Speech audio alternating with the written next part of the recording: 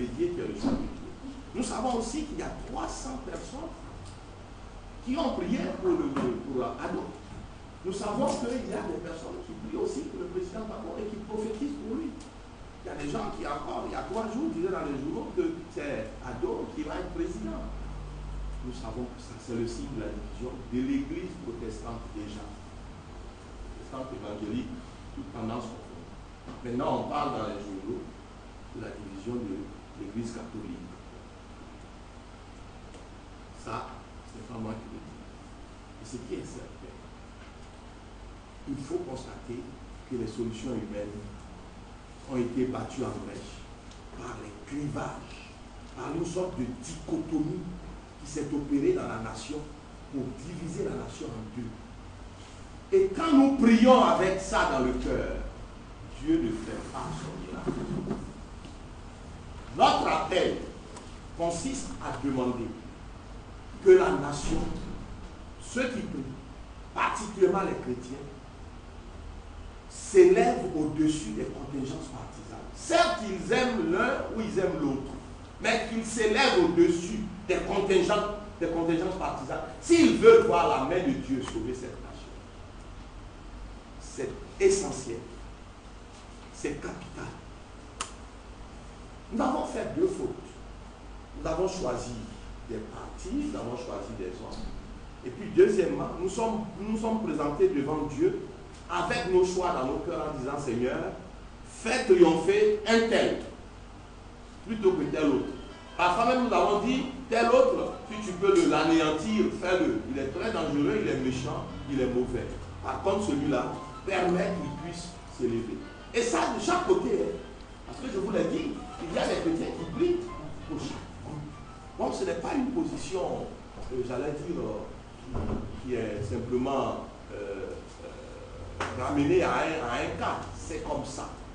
Nous sommes nous-mêmes chrétiens, nous prions et nous savons que les groupes sont marqués par cette division. Les groupes chrétiens sont marqués par cette division. Or, j'ai commencé cette conférence de presse en vous annonçant que le Seigneur a pris le contrôle.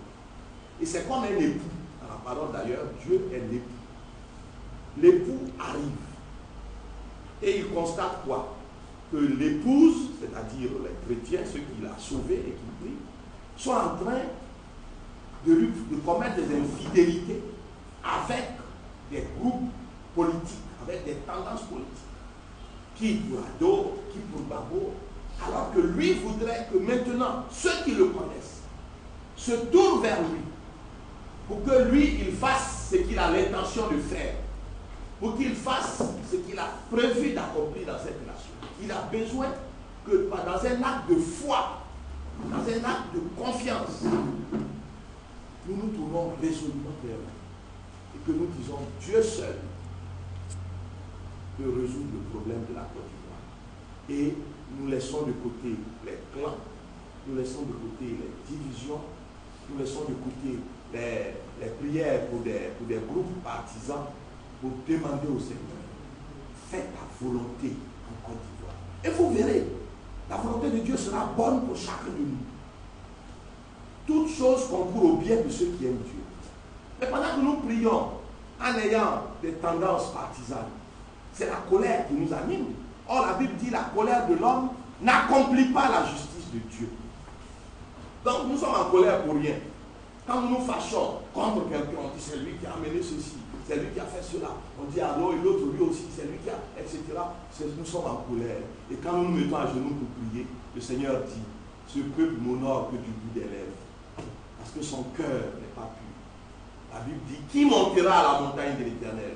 Celui qui a les mains innocentes et le cœur pur. Nos prières ne montent pas.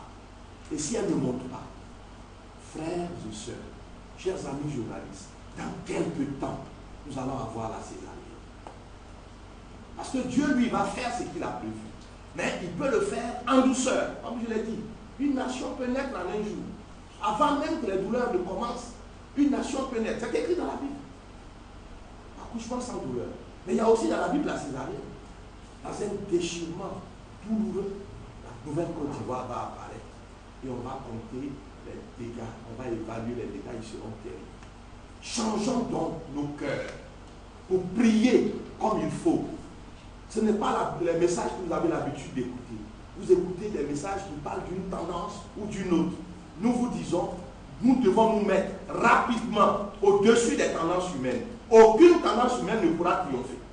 Je vous le répète, aucune des deux tendances qui prévalent actuellement dans notre pays ne pourra triompher. Chaque fois qu'une tendance marque un point, l'autre en marque un autre. Prenez-les en journaux. Certains disent oui, tel pays est maintenant pour nous. Et bien en même temps, de l'autre côté, d'autres annoncent que voilà, 2 chefs d'État se sont réunis pour commencer à préparer une opération, etc. Nous sommes dans une situation que Dieu maintient dans un équilibre de terreur, dans un équilibre, n'est-ce pas, précaire, parce qu'il veut qu'on se tourne vers lui. Or, nous nous tournons vers lui que dans des formules creuses, que Dieu bénisse la Côte d'Ivoire. Ça ne suffit pas. Commençons par changer le cœur. Voilà donc le message que nous avons à vous communiquer. Nous espérons que vous saurez le faire passer dans l'intérêt de la nation.